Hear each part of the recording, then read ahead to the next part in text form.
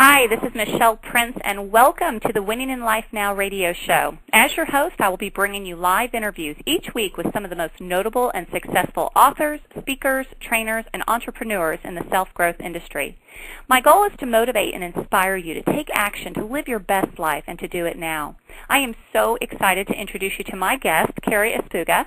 Thank you for joining us, Carrie. Thank you for having me. Let me tell you a little bit about Carrie.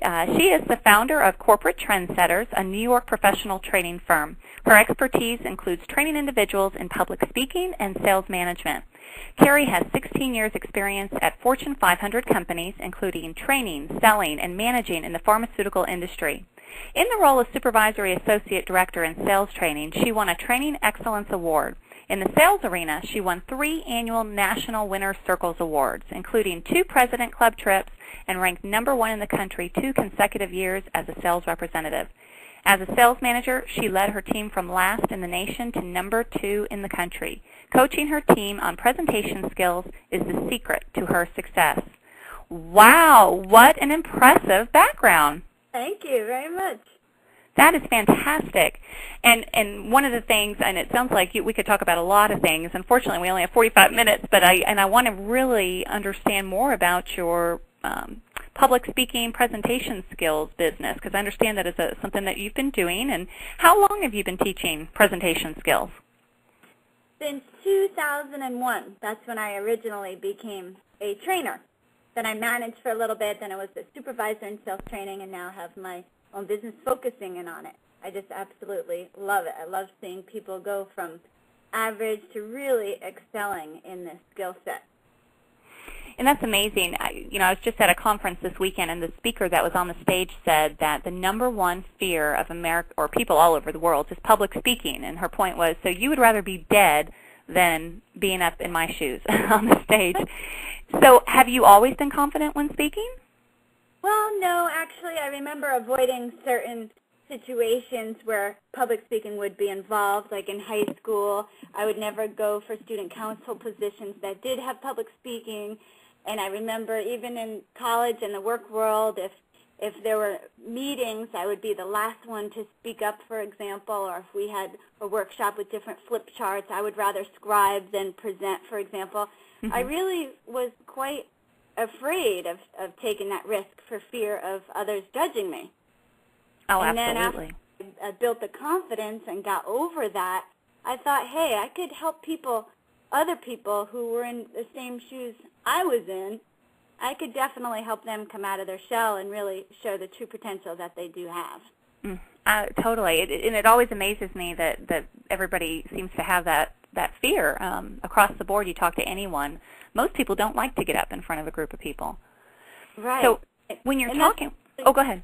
One of the teachings that we'll discuss in our public speaking classes, that one thing to remember is that those folks in the audience, they would rather be in the audience than in front of the room. Mm-hmm. So if somebody's doing a presentation, for example, all they have to remember is that the audience is thinking, better them than me. That's right.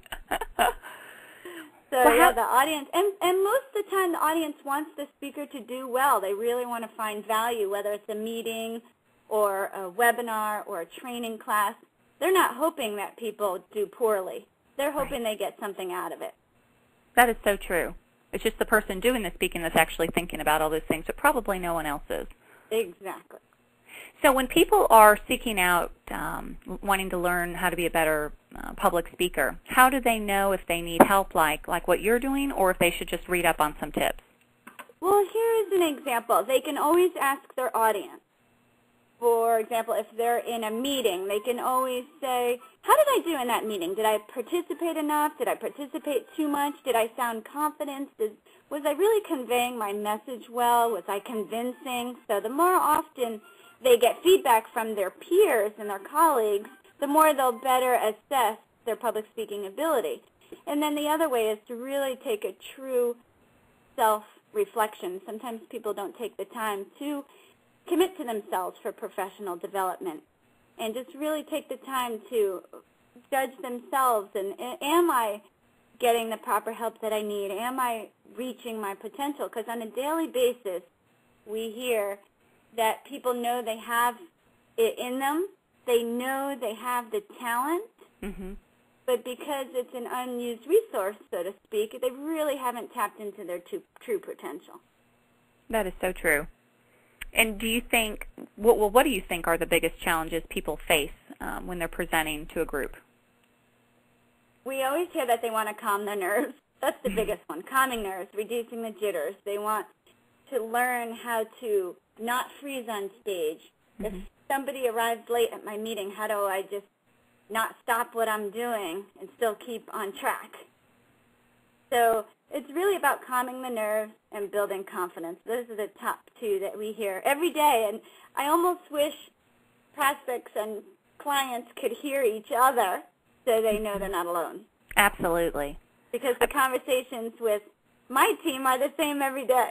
Absolutely. Well, and I know even really famous, well-known speakers that still get the jitters, before they go up in front of a group, but they've learned how to manage that, how to take that energy and create it into positive energy rather than negative. That's right. Because they say we have 60,000 thoughts per day, so how many of those are positive? Like as we're putting our head down on the pillow and we had 60,000 thoughts for the day, how many were positive, how many were negative? And that's really a true reflection of those thoughts, because if most of the time the nerves on stage are from negative thoughts. That is so true. How am I going to do? Will I do well? What will they think? Yeah, they're going to judge me. I'm not. What if they find out I'm really not an expert? What if they trip me up on the Q&A portion? What if they know something I don't know? What if they don't like my outfit? Whatever it is, that they're all negative thoughts. They should be thinking about the audience getting value. They You're should be absolutely how right. much the audience is going to get out of it. Maybe the speaker is going to teach something the audience didn't know. Perhaps they'll have some aha moments. So if they replace the negative thoughts with positive thoughts, that's half the battle. And then the other half, of course, is practice. There's a story that I hope I get it right that my mentor Zig Ziglar once told, and it was talking about it's okay to feel nervous and it's okay to have fear, just like a thoroughbred about to, in the gate, about to do, the Kentucky Derby. They're jittery in that little station waiting to get out, and you'd much rather be a thoroughbred than a mule who doesn't have 1 ounce of fear in their body. So I don't know if I said that exactly right, but the point is even the best of the best have fear, and it's okay. It's just feel the fear and do it anyway. That's a really interesting point, because I bet they do get nervous because they get so excited to run. And then the other portion is they've had so much practice. Right. So that's how people really become the best, just like the horses. They may still get some of the jitters, but they're thinking positively and they've had a ton of practice. Absolutely. Do you have any advice for people or candidates that are interviewing to present themselves more effectively?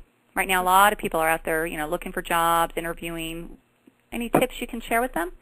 Yeah, especially in this economy right now. I do have a couple tips for them in their interview. Try not to say the word I too often, because then it sounds like it's all about them. Try not to say the word we too often, because it sounds like they don't have a lot of initiative if it's always about the team. They have to show leadership too. So if they say I just the right amount of times and we just the right amount of times, like a nice balance of 50-50, then they'll come across as not only someone who has initiative, but somebody who can also strive for team results and cares about the team. That is really interesting. No.